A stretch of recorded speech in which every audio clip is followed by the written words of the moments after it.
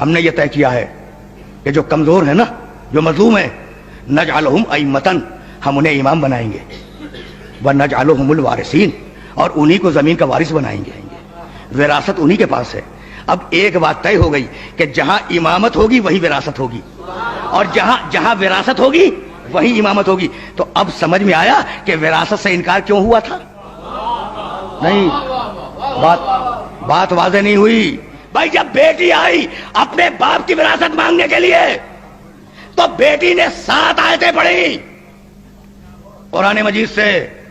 بھائی توجہ رہے، وَوَرِثَ سُلَيْمَانُ دَاؤُدَ، سلیمان نے داؤد کی وراثت پائی۔ یرثنی وَیرث مِنْ آلِ یعقوب، میری بھی وراثت اس کو ملے، آل یعقوب کی بھی وراثت ملے۔ للہ میراث السماوات والارض، ایک کے بعد دوسری کے بعد تیسری، یہ کہتی گئی کہ یہ ہے تمہارا قرآن جو وراثت کی بات کرتا ہے۔ للذکر مثل حظ الانثیین، یہ ہے تمہارا قرآن جو وراثت کی بات کرتا ہے۔ تو 7 آیتیں پڑھی شہزادی نے اپنی وراثت کو اسٹیبلش کرنے کے لیے۔ کتنی؟ 7 آیتیں۔ آیتیں کیا ہیں؟ قرآن ہے نا۔ 7 آیتیں پڑھی شہزادی نے، بڑا اصرار کر رہا ہوں جملے کے اوپر۔ قرآن کی 7 آیتیں پڑھی اور جواب میں ایک حدیث پڑھی گئی۔ شہزادی قرآن پڑھ رہی ہے، جواب میں تم حدیث پڑھ رہے ہو۔ بھئی یہ تمہیں ہوا کیا؟ کل تک تو کہہ رہے تھے کہ کتاب کافی ہے۔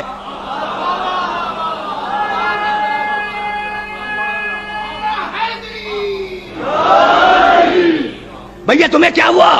کل تک کہہ رہے تھے نا کہ کتاب کافی ہے، اور اب کتاب کے مقابلے پر حدیث پیش کر رہے ہو۔ تو اب مجھے جملہ کہنے کی اجازت ہے کہ خرمے کے درختوں کا مطالبہ کرنے نہیں گئی تھی، شہزادی باغ مانگنے نہیں گئی تھی۔ شہزادی کو کوئی دلچسپی، اگر مانگ لیتے نا تو شہزادی یوں ہی صدقہ کر دیتی۔